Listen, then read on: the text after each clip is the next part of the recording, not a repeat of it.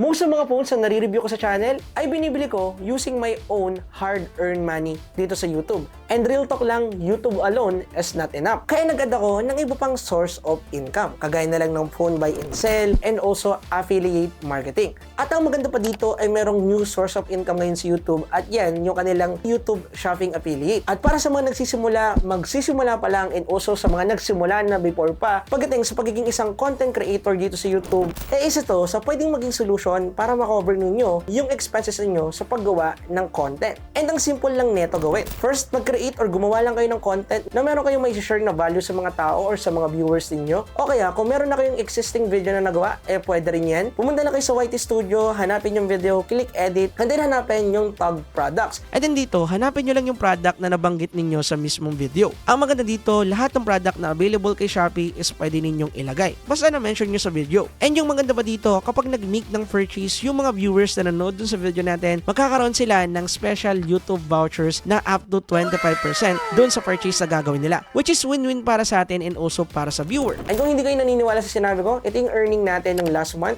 and malaki yung potential niya and I hope yung mga content creator out there, i-try din ito. Kaya kung interesado kayo, click nyo lang yung link sa bio ko or sa pin comment section para makapag-register at para sa full information.